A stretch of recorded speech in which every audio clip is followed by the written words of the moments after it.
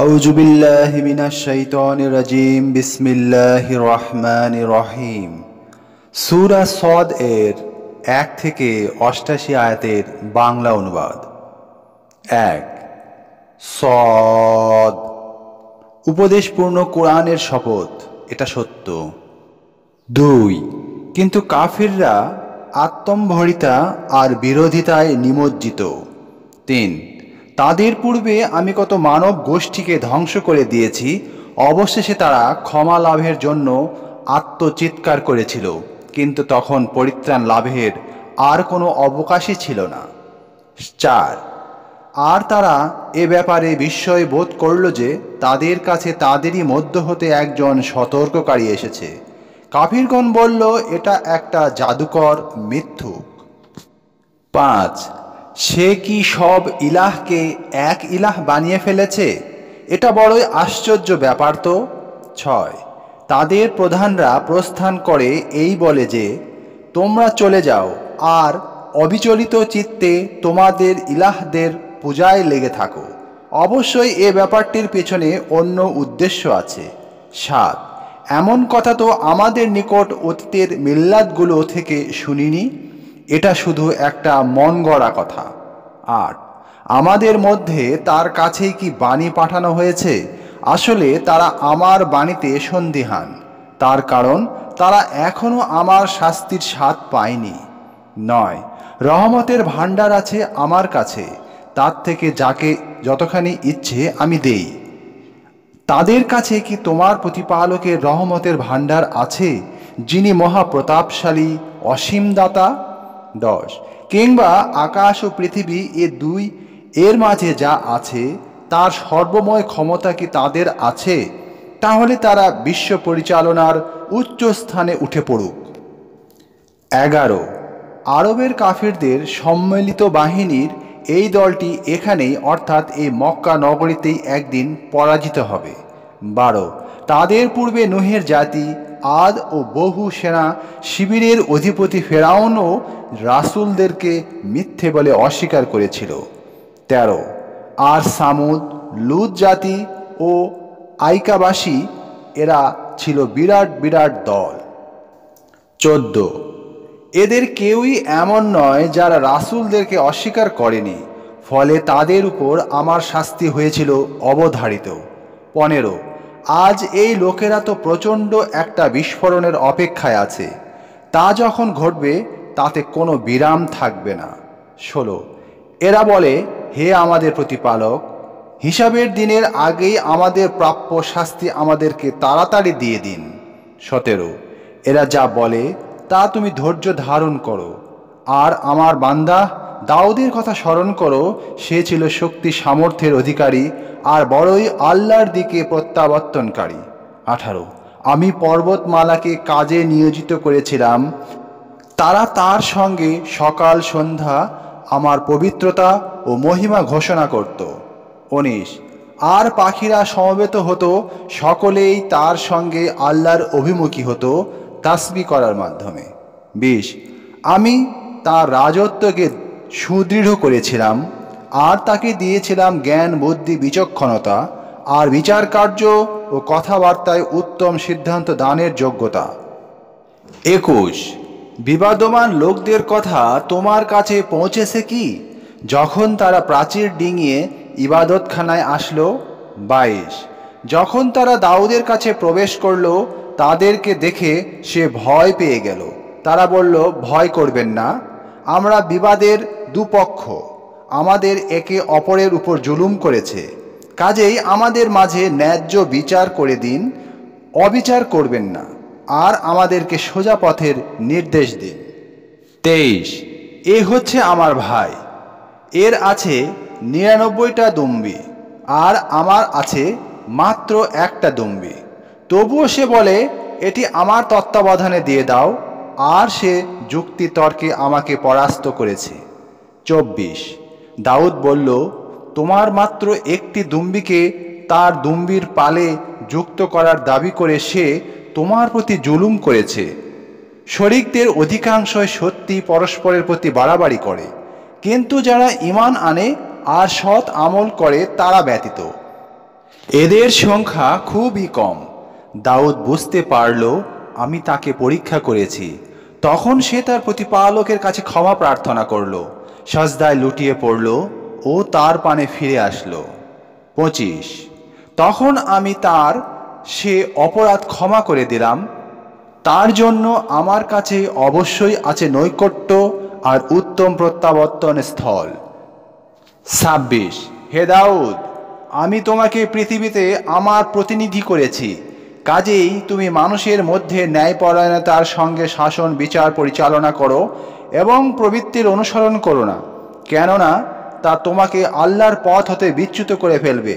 যারা আল্লাহর পথ থেকে বিচ্যুত হয় তাদের জন্য আছে কঠিন আযাব, কারণ তারা হিসাব নিকাশের দিনকে ভুলে গেছে। 27।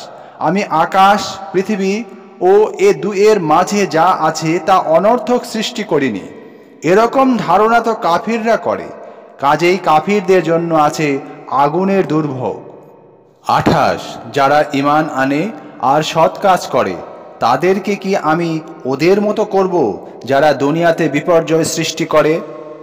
আমি মুত্তাকিদের কি অপরাধীদের মতো গণ্য করব? 29। এটি একটি কল্যাণময় কিতাব তোমার কাছে অবতীর্ণ করেছি, যাতে তারা এর আয়াতগুলোর প্রতি চিন্তা ভাবনা করে আর জ্ঞান বুদ্ধি সম্পন্ন লোকেরা উপদেশ গ্রহণ করে থাকে। 30। আমি দাউদের জন্য দান করেছিলাম সুলাইমান, কতই না উত্তম বান্দা, বারবার অনুশোচনা ভরে আল্লাহর দিকে প্রত্যাবর্তনকারী। 31। যখন তার সামনে সন্ধ্যাকালে উৎকৃষ্ট জাতের দ্রুতগামী অশ্ব উপস্থিত করা হলো। 32। তখন সে বলল, আমি আমার প্রতিপালকের স্মরণ হতে ধন সম্পদকে বেশি ভালোবেসে ফেলেছি, এমনকি সূর্য রাতের পর্দায় লুকিয়ে গেছে। 33। সে তার সন্ধ্যাকালীন ইবাদত সম্পন্ন করে বলল, ওগুলোকে আমার কাছে আবার এনে হাজির করো। তখন সে তাদের পায়ে ও গলায় হাত বুলাতে লাগলো। 34। আমি সুলাইমানকে পরীক্ষা করলাম তার রাজত্ব কেড়ে নিয়ে, আর তার সিংহাসনের উপর রাখলাম একটি দেহ। শয়তানকে কাজেই সুলাইমান কিছু সময়ের জন্য তার রাজত্ব হারালো। অতঃপর সে আনুগত্য নিয়ে অনুশোচনা করে আল্লাহর পানে প্রত্যাবর্তন করল আর আল্লাহর অনুগ্রহে ফিরে পেল তার রাজত্ব ও সিংহাসন। 35। সে বলল, হে আমার প্রতিপালক, আমাকে ক্ষমা করো আর আমাকে এমন রাজ্য দান করো যা আমার পরে আর কারো জন্য শোভনীয় হবে না। তুমি হলে পরম দাতা। 36। অতঃপর বাতাসকে তার অধীন করে দিলাম, তার আদেশে তা মৃদু মন্দ গতিতে প্রবাহিত হতো যেখানে সে ইচ্ছে করত। 37। আর শয়তানদেরকেও তার বশীভূত করে দিলাম, সব ছিল নির্মাতা ও ডুবুরি। 38। আর অন্যদেরকেও যারা ছিল শৃঙ্খলে আবদ্ধ। 39। আমি তাকে বললাম, এসব আমারই দান, এর থেকে তুমি যাকে ইচ্ছে দাও কিংবা না দিয়ে নিজের কাছে রেখে দাও, তোমাকে কোনো হিসাব দিতে হবে না। 40। তার জন্য আমার কাছে অবশ্যই আছে নৈকট্য আর উত্তম প্রত্যাবর্তন স্থল। 41। স্মরণ করো আমার বান্দা আয়ুবের কথা, যখন সে তার প্রতিপালককে ডেকে বলেছিল, শয়তান আমাকে কষ্ট আর আযাবে ফেলেছে, অর্থাৎ আমার ধৈর্যচ্যুতি ঘটিয়ে আমাকে আল্লাহর অকৃতজ্ঞ বান্দা বানানোর জন্য কুমন্ত্রণা দিয়ে চলছে। 42। আমি তাকে নির্দেশ দিলাম, তুমি তোমার পা দিয়ে জমিনে আঘাত করো, এই তো ঠান্ডা পানি গোসলের জন্য আর পানের জন্য। 43। আমি তাকে দান করলাম তার পরিবার পরিজন আর তাদের সাথে তাদের মতো আরও আমার রহমত স্বরূপ আর জ্ঞান বুদ্ধি সম্পন্ন লোকদের জন্য উপদেশ স্বরূপ। 44। আমি তাকে বললাম, কিছু ঘাস লও আর তা দিয়ে আঘাত করো, আর তোমার স্ত্রীকে 100 বেত্রাঘাত করার শপথ ভঙ্গ করো না।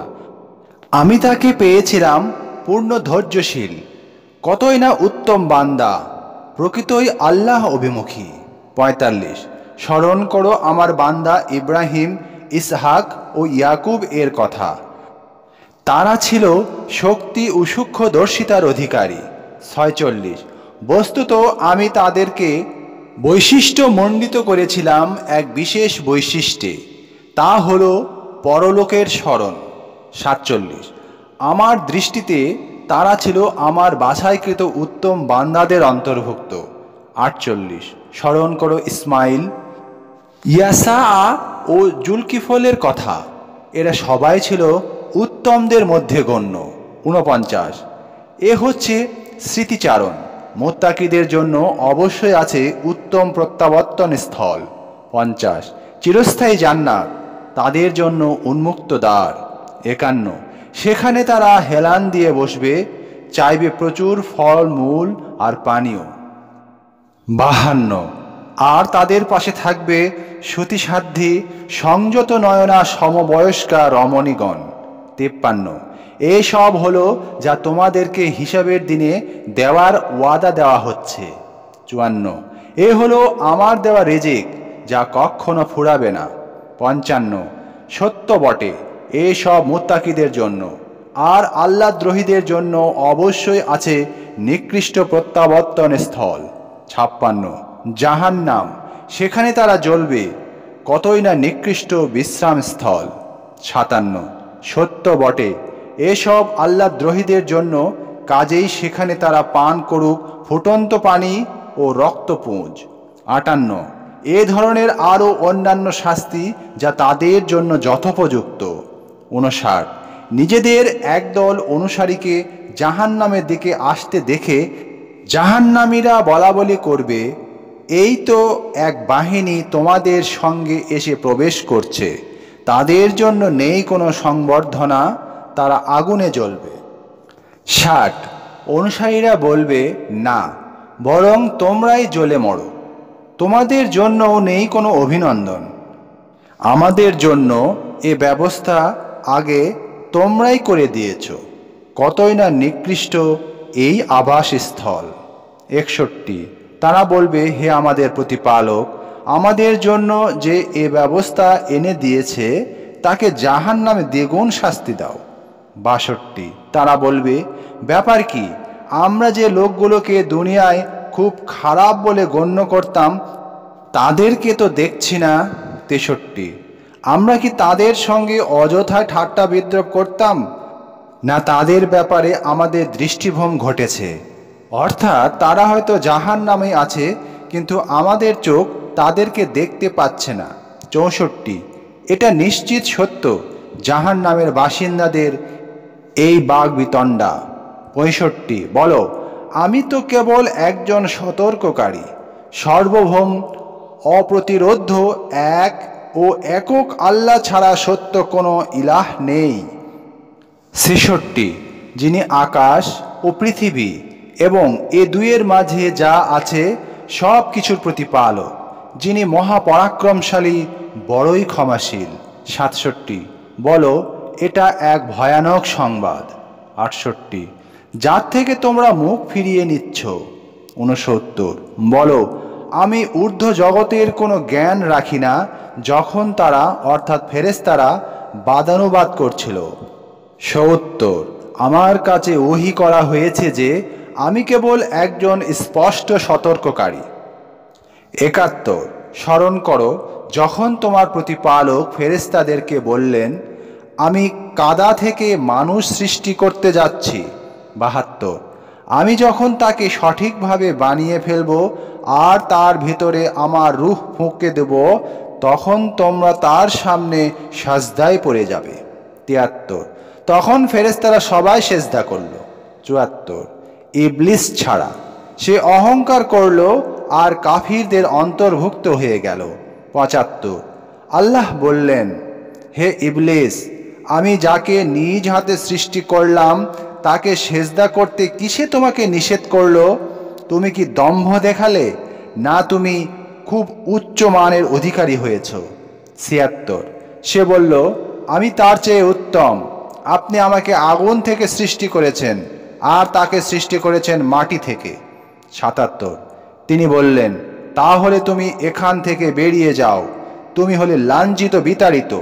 78। বিচার দিবস পর্যন্ত তোমার উপর থাকলো আমার অভিশাপ। 79। সে বলল, হে আমার প্রতিপালক, তাহলে আমাকে পুনরুত্থানের দিন পর্যন্ত সময় দিন। ৮০। তিনি বললেন, তোমাকে সময় দেওয়া হলো ৮১। সেদিন পর্যন্ত যার আগমন কাল সুনির্ধারিত। ৮২। সে বলল, আপনার ক্ষমতার কসম, আমি ওদের সবাইকে অবশ্যই পথভ্রষ্ট করব। ৮৩। তাদের মধ্যে আপনার একনিষ্ঠ বান্দাদের বাদে। ৮৪। তিনি বললেন, এটাই সত্য, আমি সত্যই বলি যে। ৮৫। আমি তোমাকে আর তাদের অর্থাৎ মানুষদের মধ্যে যারা তোমাকে অনুসরণ করবে তাদের সবাইকে দিয়ে অবশ্যই জাহান্নাম পূর্ণ করব। ৮৬। বলো, আমি এর অর্থাৎ সত্য সঠিক পথের দিকে ডাকার জন্য তোমাদের কাছে পারিশ্রমিক চাই না, আর আমি কোনো ধোঁকাবাজ নই। ৮৭। এটা তো বিশ্বজগতের জন্য কেবল উপদেশবাণী। ৮৮। কিছুকাল পরেই এর সংবাদ তোমরা অবশ্যই জানতে পারবে। এই ছিল সূরা সদ এর ১ থেকে ৮৮ আয়াতের বাংলা অনুবাদ। পরবর্তীতে সূরা জুমার এর ১ থেকে ৭৫ আয়াতের বাংলা অনুবাদ পেশ করব ইনশাআল্লাহ। সবাই ভালো থাকবেন। আসসালামু আলাইকুম ওয়া রাহমাতুল্লাহ ওয়া বারাকাতুহু।